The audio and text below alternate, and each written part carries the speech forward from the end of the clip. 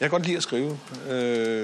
Altså, det er ligesom at spille musik, ikke? Altså, det er ligesom at improvisere sig igennem et tema. Altså, emnet er givet, men du kan improvisere, du kan bruge alle mulige... Altså, mulighederne er fuldstændig uendelige. Du kan skrive dig ind fra bunden, eller du kan skrive dig ind fra toppen af en historie, ikke?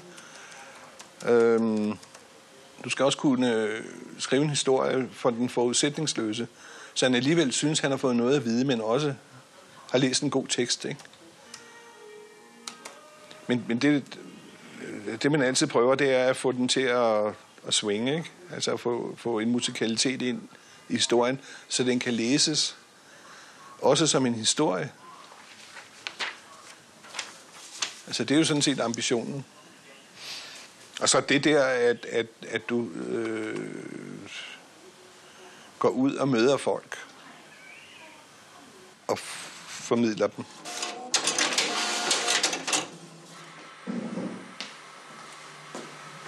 Nu skal vi så lige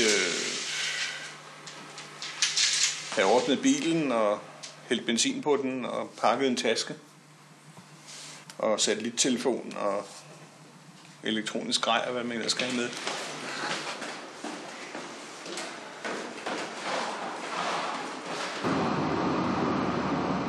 Så kører vi ud lidt blå. Og der ligger så en række aftaler til den første uges tid. Og resten løber vi så op undervejs. Det er også lidt ideen med rejsen, at man lader sig forstyrre af virkeligheden.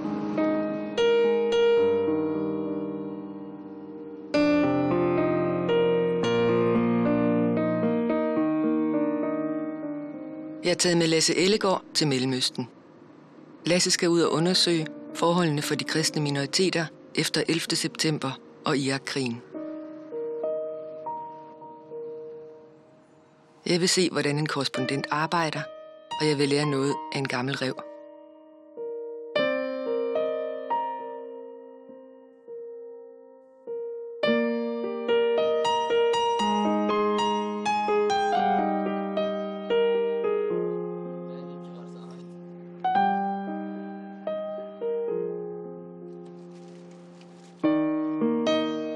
Vores rejse går gennem Tyrkiet, Syrien, Libanon, Jordan, Israel og Palæstina.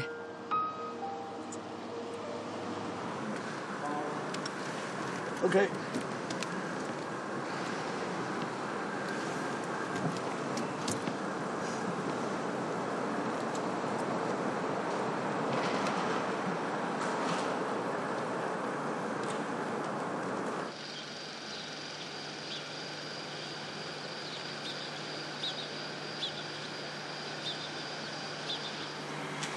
Kender du det der, man har den der smag af rådden fugl i munden?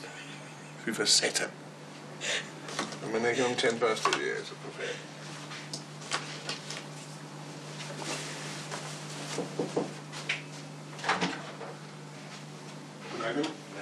Hello.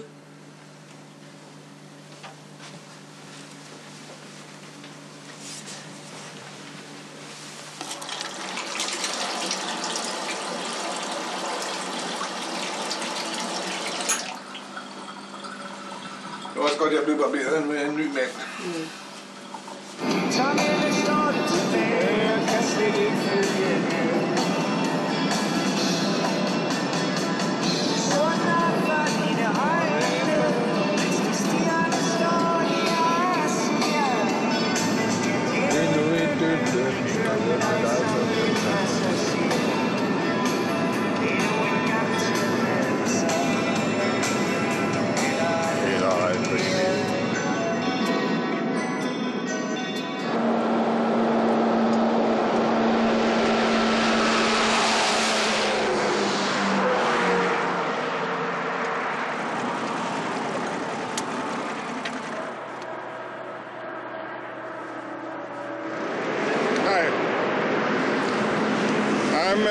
I'm 100 kilometers from Adana.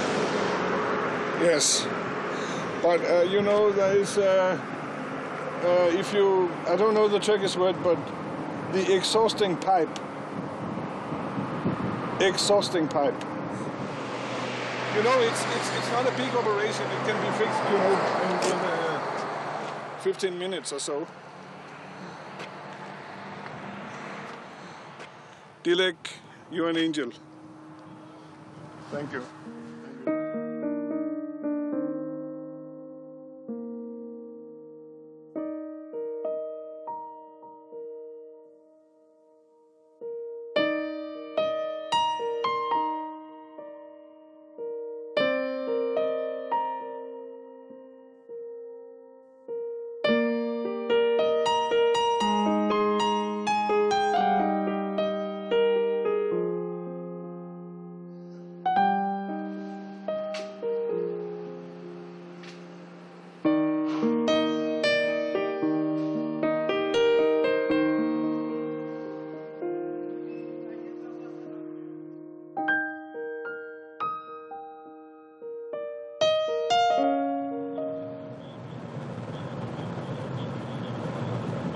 Meget fint.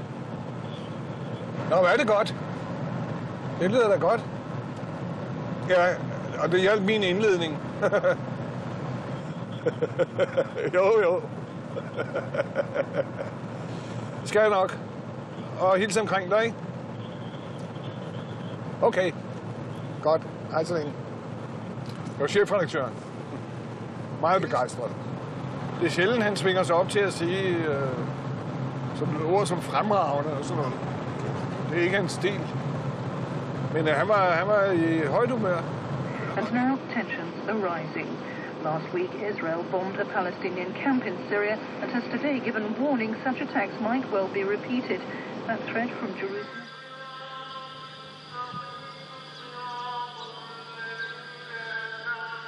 Altså en korrespondents opgave er jo tit at bare være oversætter af en virkelighed.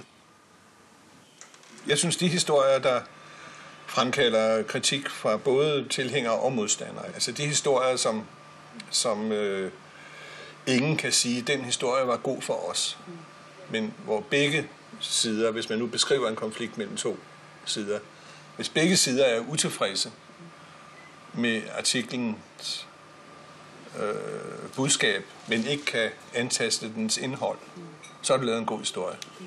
Ikke? Fordi så er du ramt den interesse, som jo i virkeligheden hele tiden er den, du har i baghovedet, nemlig læserens interesse. Ikke?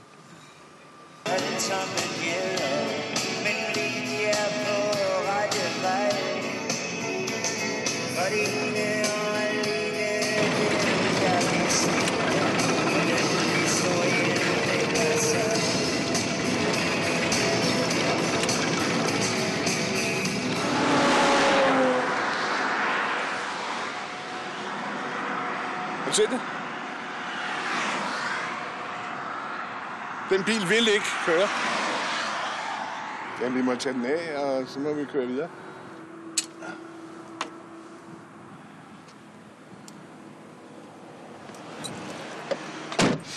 Der er et eller andet med den her. Nå, så gik solen ned over vores genvordigheder. Yes, very much so. I think that the Arab world would like to get the U.S. involved. And it seems to me that the United States has to make a calculation of the effect of Israeli actions such as this upon what the United States is trying to accomplish in Iraq. Vi er ankommet til Aleppo, hvor vi skal mødes med Jesper Berg og Johannes Christensen. To af Lasses venner og hjælpere.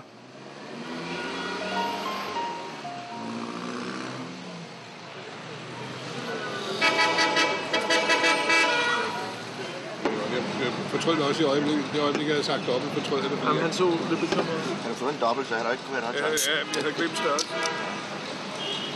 Det er god. Og så skal du have tid til at skrive.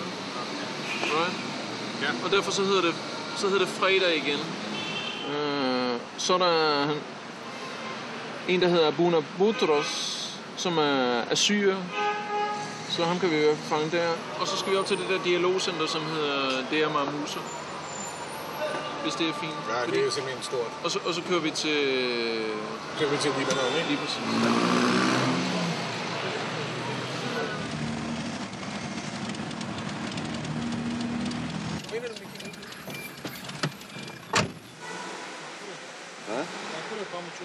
مثل مازوت یورده میداد دیگه راست. بارا باشه یعنی فهم چونی.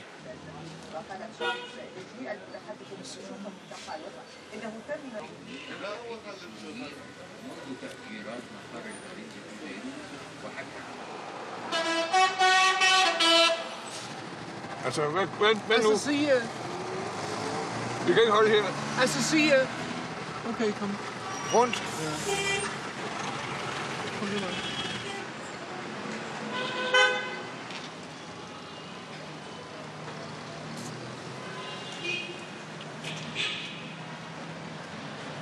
Han sover til middag, simpelthen. Ja. Så ved du hvad, jeg er også enormt bekymret for min historie. Jeg skal simpelthen hjem og begynde at skrive. Så det gør vi. Gå tilbage til hotellet. Du vil ikke op og have katolikken så? Nej. Sure. Ja, fordi jeg har allerede for meget. Altså, jeg har talt med en katolik. Okay, jeg spørger. Klokken 7.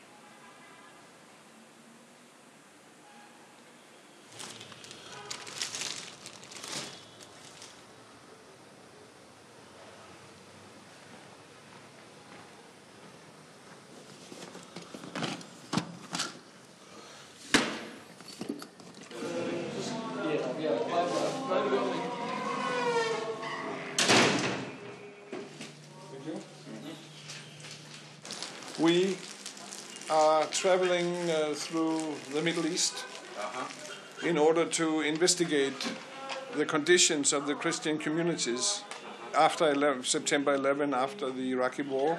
There is no tension, there is no obstacles, there is nothing. I mean, and we have the freedom to worship, freedom to talk, to speak, to sing, to have our church activities. Mm-hmm.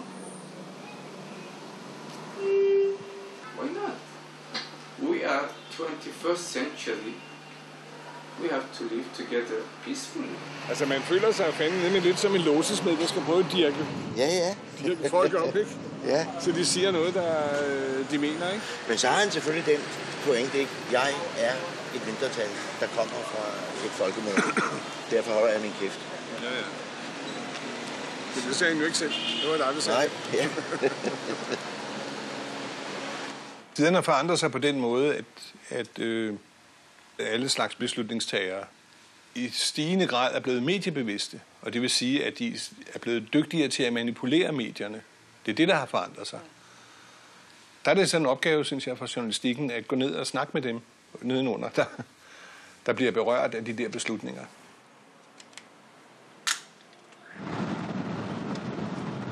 Jeg siger, hvorfor skal det med? Nej, men altså, jeg spørger dig om, hvorfor det der med Gallipoli skal med. Det har jo ikke en skid at gøre med kristendommen. Ja, det vil jeg tænke over. Vi snakker her om de kristne minoriteter i Mellemøsten, som alle sammen, det fremgår også af det arbejde, der foreløbig bliver lavet. De er alle sammen ved at skide tyndt. Hver gang man spørger til dem, hvordan de har det med muslimerne, de har aldrig haft det bedre, påstår de. Ja. Ja, det gør du jo altid. Du starter jo altid med at rose, så man ikke bliver vred på dig. Ja, det er klart. Ja, det er fint nok. I lige måde. Hej.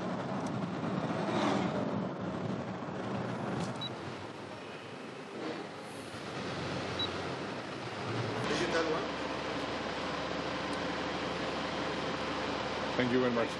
The USA and the European countries have to exploit what remains from the Christian people in this area. They have to understand what we are talking. we want our voice to be heard outside of Syria and to solve everything by dialogue. The dialogue is very important. Sorry, you want to say? Yeah, I was to point out that sorry. The problem is that Israel will not accept any solution except a full control of Palestine without the Arabs. Ja, du var ikke så imponeret af det? Ej, jeg var overhovedet ikke imponeret af noget som helst. Jeg synes, han var et gammelt fjols. Og jeg er pisse træt af alt det palæstinensersnak. Det er ikke en skid med noget at gøre. Altså, jeg har hørt det en milliard gange. Jeg bliver sindssyg af det. Det er den sædvanlige sang med, at det er Israels skyld det hele, ikke? Om det så er kraftigt med en skorpion i et pensionat over i Jordan, så er det israelens, der har anbragt den der, ikke? Altså, det er virkelig... Det er irriterende. Det er også bare mig, der er pisse træt, ikke? Og når jeg får den der palæstinenser-sang, så bliver jeg sindssyg. Og det er selvfølgelig, fordi jeg har levet med den hver dag i 6 år, ikke? Selvfølgelig har de en pointe i, at der er et kerneproblem omkring den der israelske besættelse og så videre. Men altså, det har ligesom... Det er ligesom gammelt stof. De har en pointe.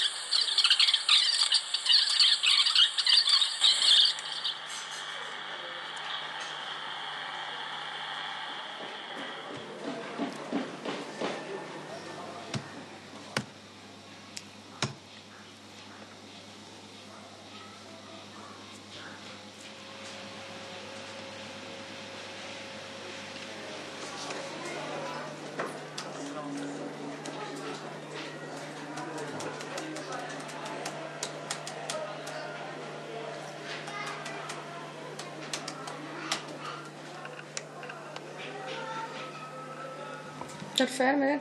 Nej, det er jeg sgu ikke. Men jeg skal lige samle nogle notater sammen og høre et par bånd og sådan noget. Okay. Før jeg går videre. Ja.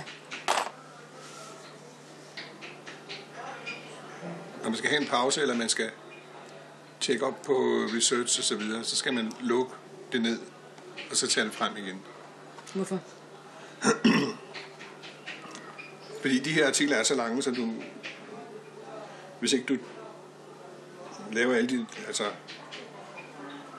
de der overspringshandlinger, kan man godt kalde det, fordi jeg ved jo godt, hvad jeg vil skrive. Men så vil jeg lige gå tilbage og tjekke noterne og tjekke med båndene.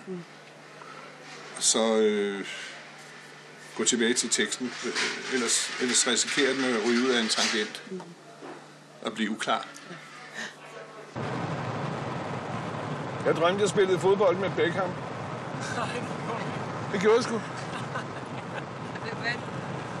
Ja, vi var på samme hold. Han kom ind og takkede mig efter kamp. Så jeg var glad for at møde mig og spille med så stort et talent.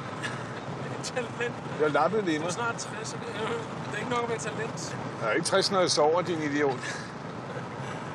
Jeg er 16.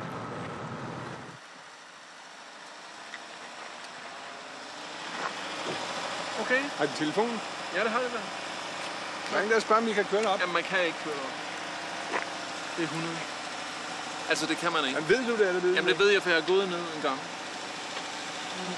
Jamen, er det fordi, der er trapper, eller sådan? Ja, der er trapper. والله يمكن أن تصعد السيارة لماذا لا؟ بعيد. Så må vi for helvede køre op til trappen. بعيد.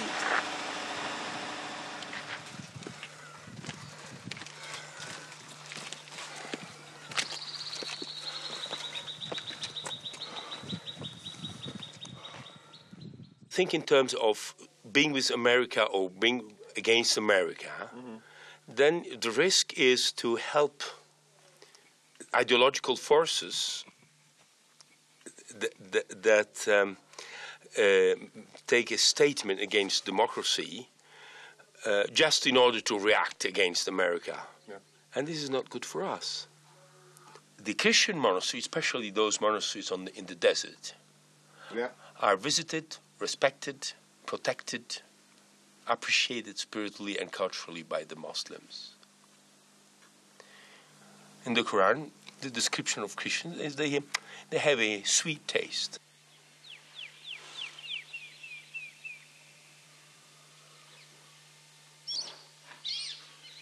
Folk udtaler sig kun til medier, hvis de synes, de får noget ud af det. Og derfor er det selvfølgelig mediets opgave at sortere, hvad det er, de siger. Og et interviewoffer kan have en opfattelse af virkeligheden, og ham, der interviewer, har researchet sig frem til den stik modsatte opfattelse af virkeligheden. Og folk lyver jo. Altså, det er jo et vilkår. Jeg siger ikke, at folk lyver konsekvent, men de kommer hele tiden med deres egen version af virkeligheden. Og nogle gange lyver de også, hvis de synes, de er nødt til det. Ikke? Og derfor skal journalistik heller ikke give sig ud for at være en sandhed. Skal give sig ud for at være en oprigtig fremlægning af virkeligheden. Eller en så oprigtig som mulig fremlægning af virkeligheden.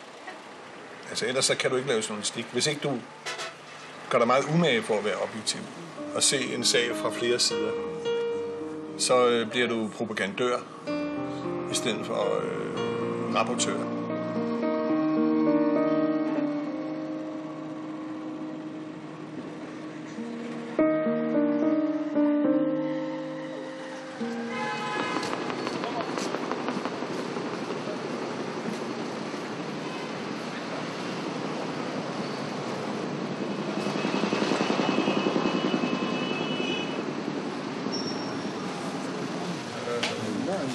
منو تحت لأمين أنا بقى حافظه رح أعطيك كيف إذا نصلحه إيه يلا على السريع لميع. This has been my observation so far, that September 11 didn't influence the relations between the groups very much in the Middle East. No, not at all. Not at all. The only thing the only thing September 11 created was some shift in the language, because Osama bin Laden and George Bush, both of these two stupid and fanatic leaders, who are very similar to each other, by the way, made a shift in the language in the whole world. And here it affected a little bit the language, but I don't think September 11 had any real effect, because September 11, I suppose, is an interior problem inside the American system. I don't think we have to do a lot with this. A moment.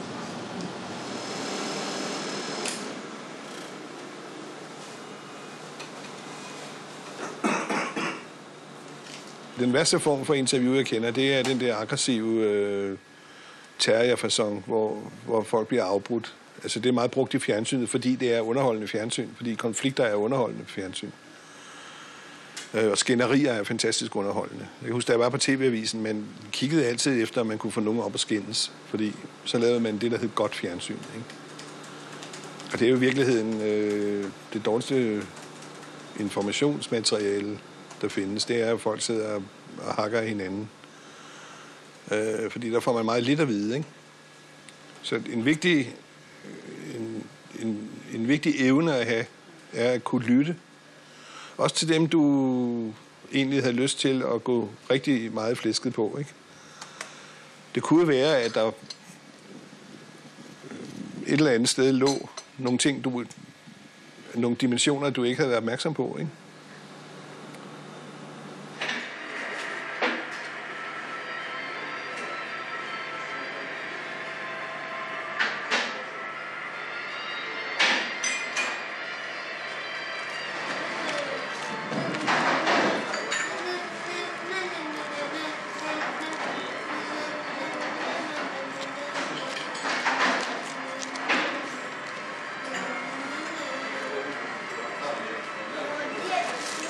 skal næsten købe dig sådan en her. Har du fået en? Nå, var det derhenne? Men der var lukket, så vi fandt en i en forretning derovre.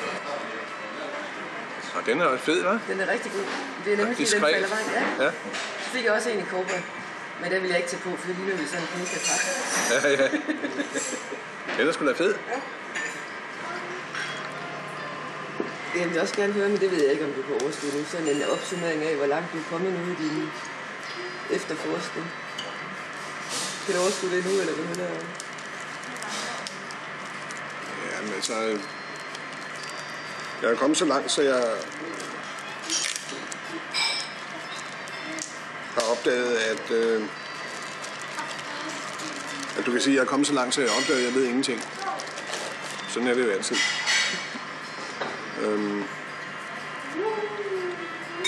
Men jeg er da også kommet så langt, så jeg har fået dementeret nogle forestillinger og bekræftet andre.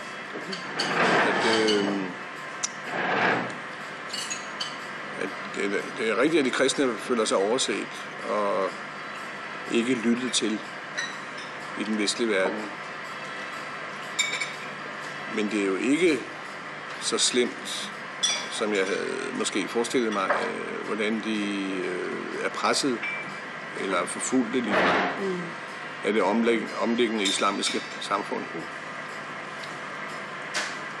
Men der ligger jo en hel masse dagsordner nedenunder det folk siger officielt.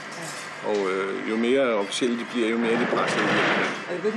Jo mere officielle de bliver i deres svar og deres sprog, jo mere presset kan man gå ud fra, de er. Fordi den her del af verden er et sted, hvor man passer på, hvad man siger, fordi også ord er sikkerhedsrelateret.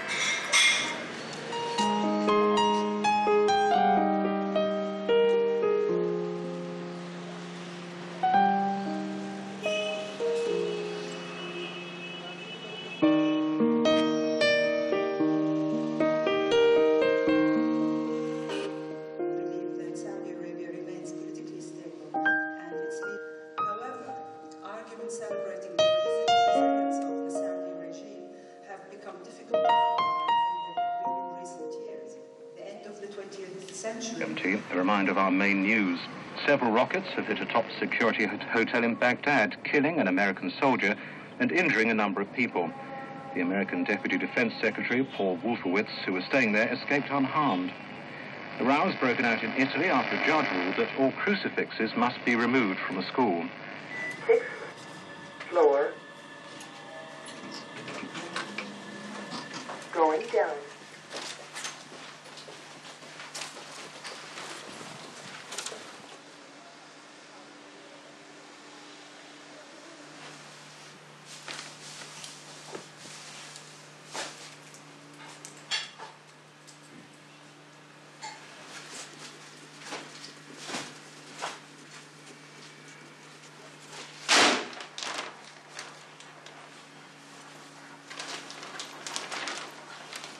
Bliver du ikke træt af sådan et rakkerliv, eller hvad? Nej. Det gør jeg sådan set ikke. Altså, det kan godt være sejt, når ens bil hele tiden bryder sammen, ikke? Men ellers er det jo... jeg rejser ikke for sjov, men for at få brændstof til de historier, jeg laver, ikke?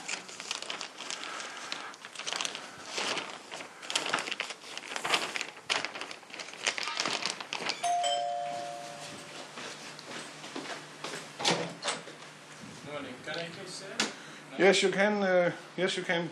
But I'm just fixing my laundry. Okay? Can you take care of that? Excuse me? Can you take care of my laundry? Okay. Not okay. Yes or no? Månen langsomt hæver, her nogle stykker, der bæver.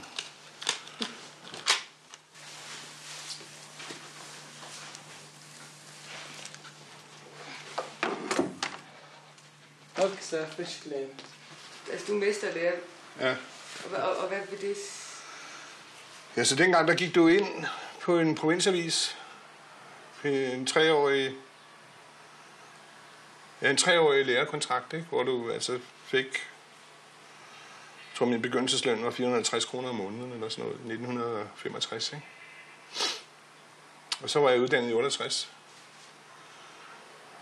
Var det en god tid? Ja, i levetiden? Ja. Det var rigtig klog. Det var fantastisk.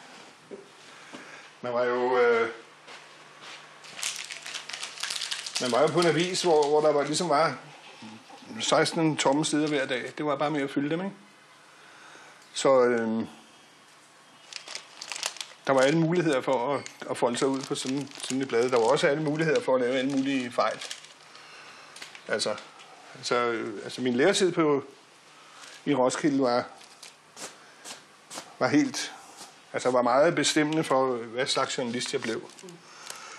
Og samtidig var det var selvom det var nogle mærkelige folk på den, altså det var åbne mennesker, det var et radikalt blad.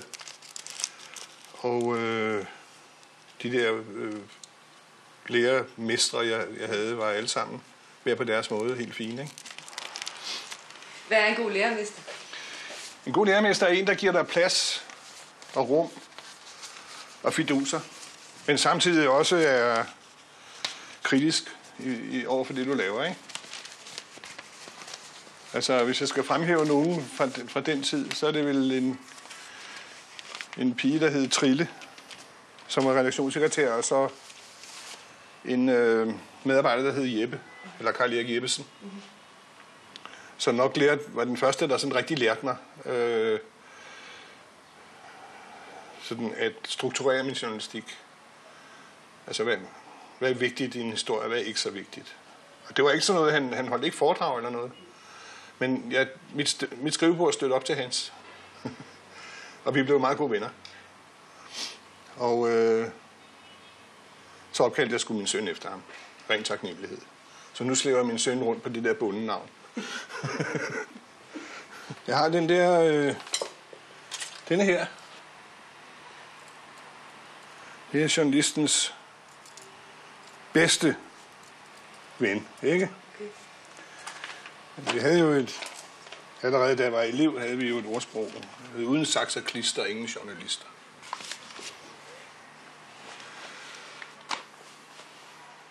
Hello, Dr. Arabiat. This is Lasse Ellegaard of Jyllandsposten, Denmark. We met some years ago, a couple of times. And I was thinking if we could meet again, because I'm in Amman, and I would very much like your opinion on the recent development in the region.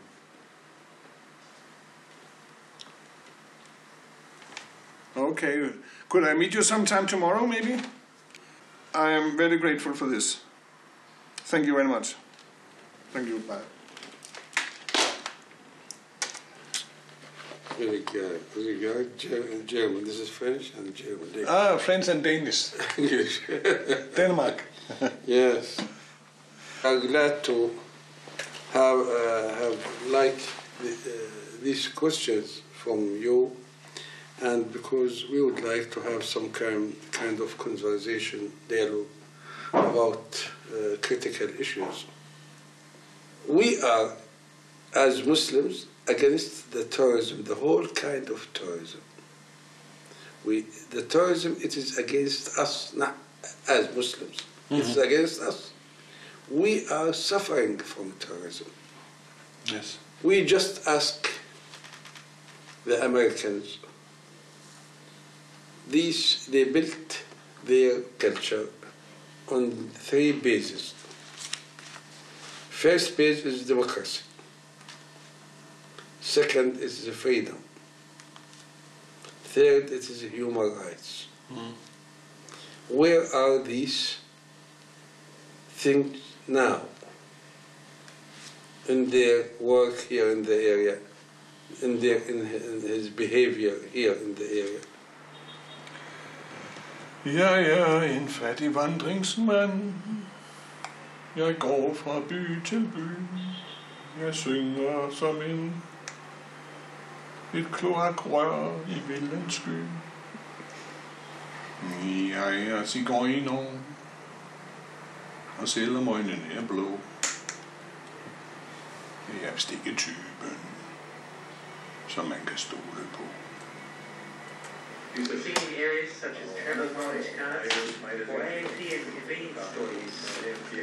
Since April, when restructuring talk began. Jeg tror, det kører. Ja, nogle gange så kan man sidde i flere timer og file på sådan en indledning. Man kan ikke komme i gang. Altså, det der anslag, hvis ikke det er der, så det er fuldstændig som at køre ind i en cementblok på en landvej, ikke? Og bilen kan ikke komme udenom. Uanset hvor meget man prøver at bakke og køre frem og bakke igen. Men her er det gået, som det skulle. Er det med hver eneste artikel, du skriver, eller er det... Altså undtagen, hvis der ikke er tid. Hvis der ikke er tid, så er det jo bare at starte i venstre hjørne og så køre. Altså fordi, så giver det sig selv, at der skal stå noget. Det skal være sendt til bladet inden for den næste halve time. Så kan man jo ikke sidde og rage rundt i 20 minutter. Fordi så... Det kan man jo ikke. Og nogle af de ting, jeg har været gladest for at læse bagefter, det er faktisk dem, der er skrevet på den måde. Jeg husker en gang ved en Bob Dylan-koncert i Göteborg, hvor jeg selvfølgelig blev plørefuld bagefter. Jeg måtte stå op klokken 6 om morgenen for at nå at skrive til klokken 9, hvor der var deadline på Weekendavisen. Der satte jeg mig simpelthen, og det var dengang, det var med rejseskrivemaskiner, papir og sådan noget. Det skulle faxes. Der satte jeg mig simpelthen ned. Jeg vidste simpelthen ikke, hvad der stod i den artikel, før den var skrevet. Og faktisk trykt. Men den var faktisk meget god. Og det er der, hvor du så kører på underbevidst slags bevidsthedsstrøm, som man også genfinder, når man spiller tennis og fodbold og sådan noget. Altså når det rigtig kører. Så ved man heller ikke rigtig, hvilket slag man har slået, før man ser pointet. Altså. Og det er faktisk meget tit, at det hænger enormt godt sammen, når det bliver fabrikeret i den proces. Ikke?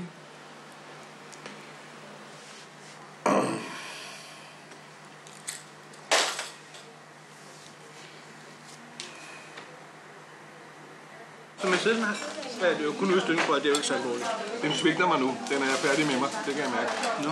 Jeg tager udstykning, tror jeg, 2 gange. Jamen, det er ikke så galt. Det er jo til at reparere. Ja. Det er små ting. Du skal jo helst holde, ikke? 2 gange på samme tur. Ja. Der er ligesom noget i den, der strider imod. Nu begynder at kollapse. Hvis det ikke er andet end udstykning, tror jeg, hvis det ikke er de ædlere dele af motoren eller sådan noget. Okay. Men der er også noget varmt med kølersystemet, synes jeg. Jeg synes, den bliver for varm, når den kører op ad bakke. Jeg har opmærksomheden rettet mod den. Ja. Den kærlighedshistorie var ved at være slut. Ja. Det er fantastisk. Det er også lidt deprimerende på en måde. Jeg kan ikke rigtig finde ud af, hvem der er blevet for gammel, mig eller min bil. Mercedes bliver aldrig for gammel, siger de. Nej, det er det. Så er det sagt. Det er problematisk, fordi jeg skal op på journalisterskolen nu. Og der er jeg nødt til at fortælle dem jo, at da jeg gik på journalisterskolen, der var Lasse det store forbillede. Der var han allerede en legende i dansk journalistik, ikke? Og nu opfatter de mig som en oldsag på journalisterskolen. Hvad betyder det om dig? Så alle macho-mandlige journalister der, de forsøgte at efterstræbe Lasses skrivestil. Det var pigerne gjorde det selvfølgelig ikke. De blev kun bløde i knæene. De forsøgte ikke at efterligne skrivestilen. Så det er min bil, der opdaget, jeg er ved at være for gammel, ikke?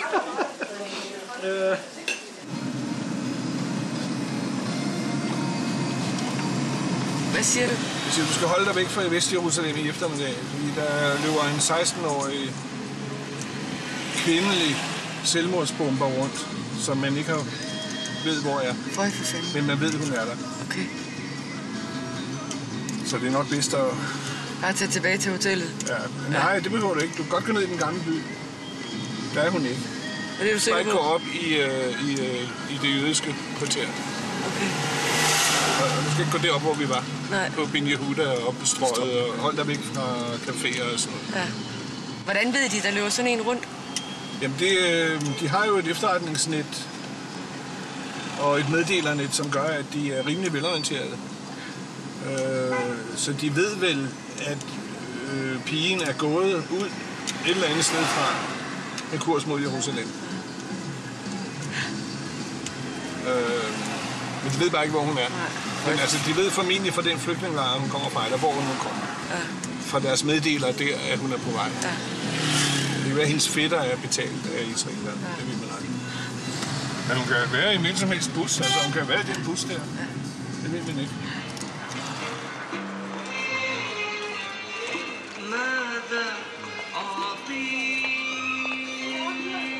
في كتاب Blood Brothers. I have another book. In French it's okay or just in English? No, English. In English.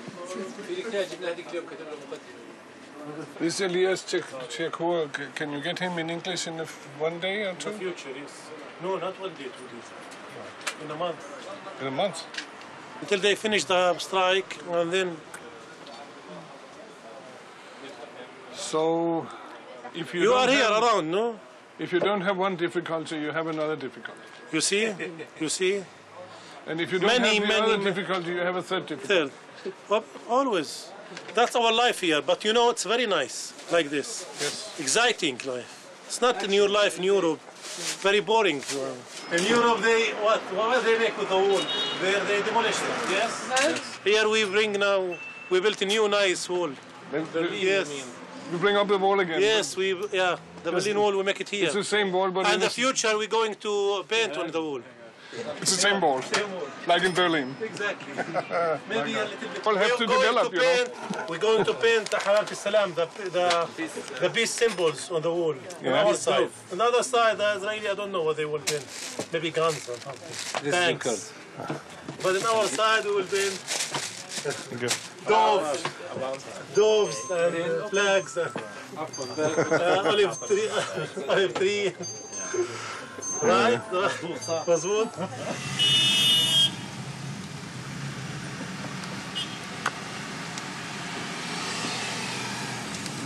Nu dakker de nogle alle sammen. Jeg tror, de gør det, der er et problem heroppe.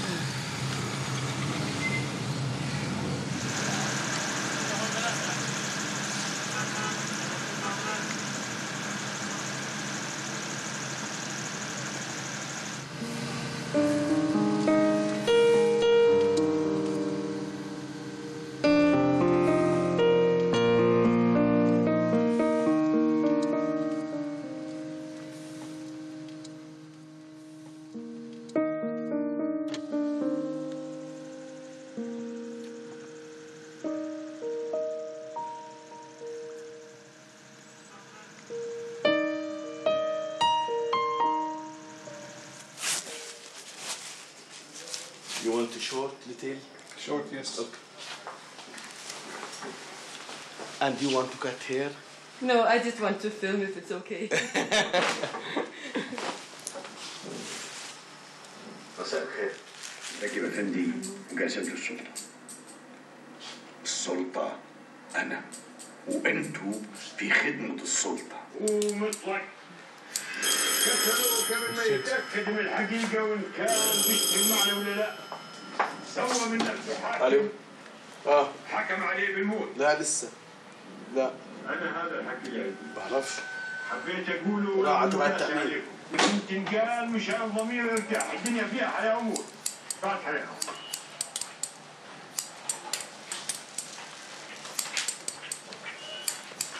السلام عليكم. عن سفيان هلا.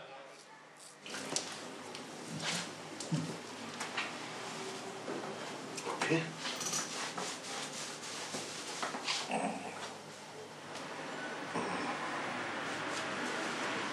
Der er simpelthen ikke noget tilbage i hovedet. How much do I owe you? هيا تفضل. الو. تفضل خالي. تفضل. السلام عليكم. تفضلوا. كل عام وانت سالم.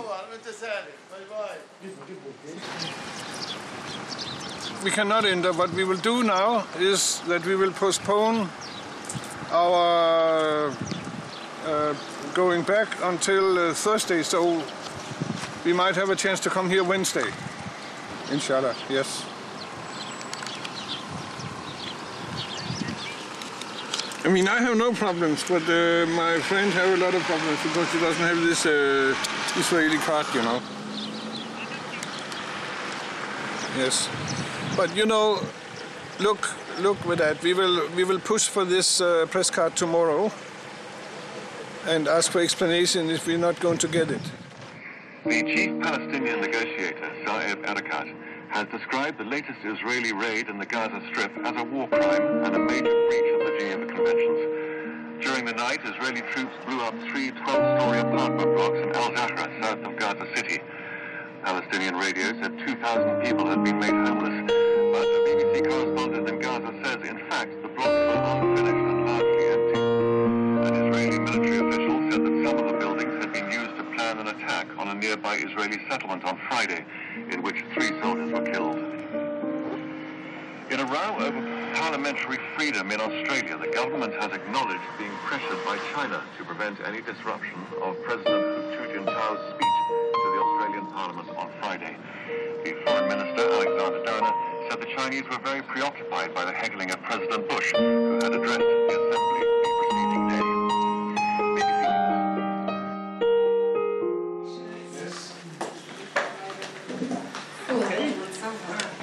Nice. So you have your computer? Finally. So you I got a big one.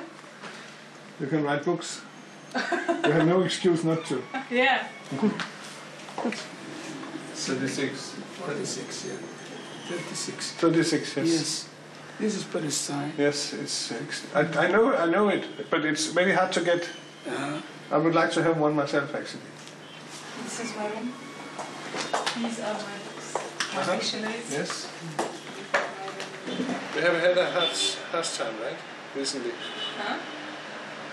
There's been attacks recently. Huh? In Rafah. In Rafah, yeah. 1 hour for me. I see. And like what happened at ARS also, it's not new. But what happens, why my mother gets that sick? Whenever if they want to assassinate someone, because we are here just very close to the sea, the planes come, I don't know where from, but we can hear them and we can see them, you know. And then she sees them and she gets so much annoyed and so much scared, and she opens the door and goes to the neighbors and starting talking to them, and then the neighbors bring her back to me, and then I'm running after her, and then her heart is yes, and you know, it's terrible whenever we're having the attacks. It's terrible with her. I keep running after her. I don't know exactly what's happening outside because I'm so much busy with her. So much scared. And sometimes she's having a diarrhea, and it's terrible. She's like a little kid whenever something like this happens.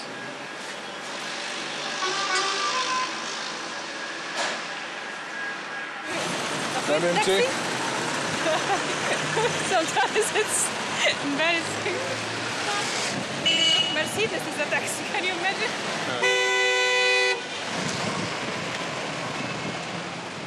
So we go to this father's place, not the church, but his house. No, not his house. His office. It's a school.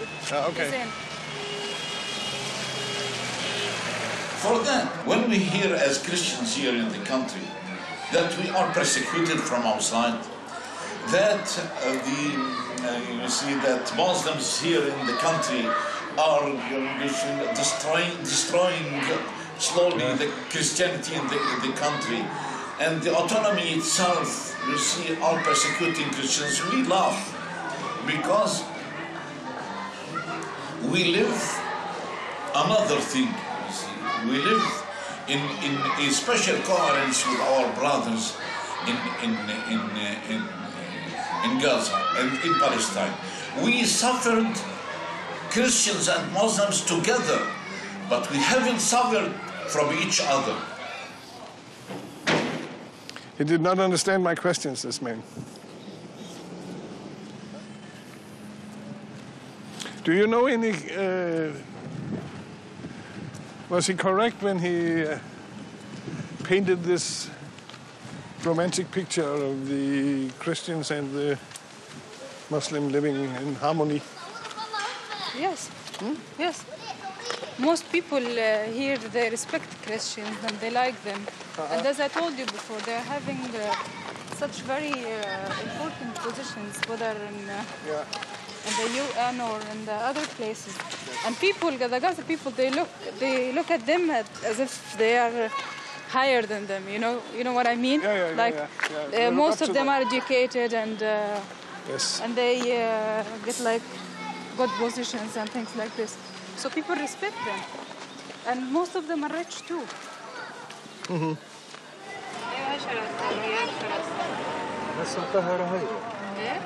هاي أنيرة. هاي أنيرة. أنتوا قبال أنيرة بالضبط؟ خلاص ماشي شكرا. الله العليم هاي. هي. هاي أنيرة. يبقى هاد هم لحظة نشوف هلا لازم تطلعوا وتقولنا هي وين ممكن. هذا يوم هون. Okay, here we are. So, shall I tell him to stay with us? Yes.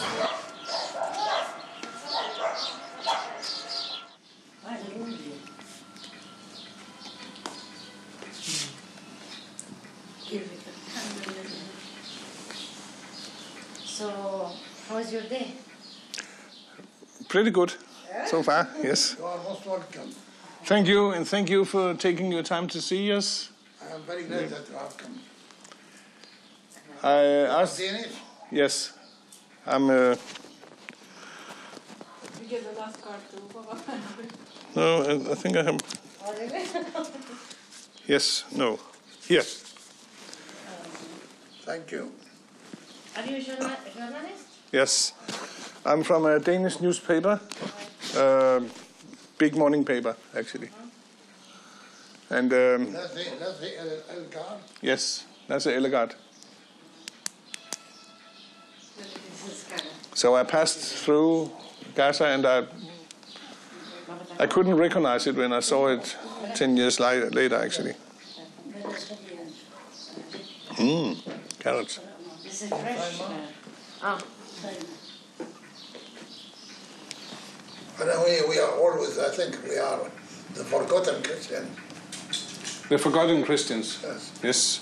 In what sense? I mean, very few who believe that there are Christians in Gaza. Yeah. Mostly they don't think that we have Christians in Gaza. Yes. I am the first and the only advocate for the Islamic Waqf department. Yes. Yeah. Why did they choose you because of religion or? No. Credibility and experience and name, etc. So this is, but not because of the religion. No. I must put the question: Do you feel as Christian that you are related to the Christians in Europe and especially in America? No. I am Arab. Yes. Not at all. We are Arabs. Before I'm a Christianity, I'm Arab. I believe I am nearer to a Muslim Arab than any European. Yes. So what do you think we of... We are Arabs. Some of us are Christians, some are Muslim. Yes. That's all. So what do you think of the Christians' behavior towards the Middle East? In America and in Europe? I mean, the Vatican have... Oh, you mean political behavior? Political, like yes. America, we don't like it. You don't like? Sure. Actually, if I'm Muslim, I will hate them. Totally. Because really it's terrible. Yes. I never feel any discrimination, to be honest. I used to work not like this, I used to work like this, by my hair. Even during the first Intifada, I didn't feel any discrimination. People, they respect you because when you respect them, actually. And this is what I like here.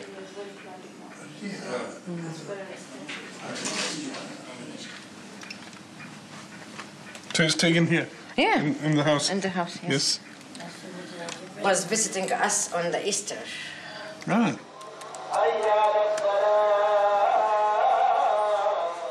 Det er altid rart, når historien og virkeligheden ikke passer til arbejdsbeskrivelsen, som man laver den på forhånd. Ikke? Altså hvis ikke man kan lade sig forstyrre af virkeligheden, så er man jo på den for alvor. Ikke? Men det er da rigtigt nok, at man kan da nogle gange læse artikler, hvor man tænker, at den her mand har ikke ladet sig forstyrre. Jeg havde en gammel tante, der blev syg, da hun var 86 år, og lå på Gentofte sygehus. Og man kunne ikke rigtig finde ud af, hvad hun fejlede. Men hun var vel formentlig bare angrebet af alderdom. Jeg kan huske, hun lå sådan under dynen der og kiggede op på mig, og så sagde hun, Lasse, tror du, det er noget, jeg har fået fra de fremmede? Og jeg var fuldstændig forvirret, for jeg vidste ikke, hvad hun mente. Men hun mente altså, at den muslimske grønthandler ned om hjørnet måske havde smittet hende med et eller andet, hun ikke vidste. Og hvor har hun den forestilling fra? Hun var ellers en fornuftig dame. Altså, der er måske, hvis man overhovedet skal snakke om, at der er en opgave med at rejse rundt og skrive de her ting, så er det vel den at prøve at skubbe til de der fordomme, der er omkring Mellemøsten, ikke? Nej, det er ikke. Jeg er bare træt. Nej. Altså, de der gasser trækker fandme nogle sømmer ud, altså på en sjov måde. Altså, man er simpelthen mere træt, når man kommer ud derfra efter en dag, end man er noget andet sted i verden. Det er meget interessant. Så det der kæmpemæssige åbne fængsel, ikke? Altså 1,5 million, der render rundt, der ikke kan komme ud, og det er en form for sindssyg.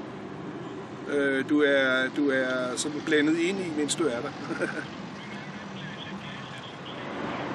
Nå, det er godt. Ja. Det er godt at høre. I lige måde. Vi snakkes ved. Ja, vi gør. Hej. Det er redaktøren. Det var den anden redaktør. Ja.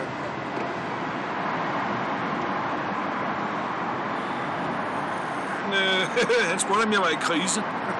Det var meget sødt. Nej, sagde jeg, er bare træt.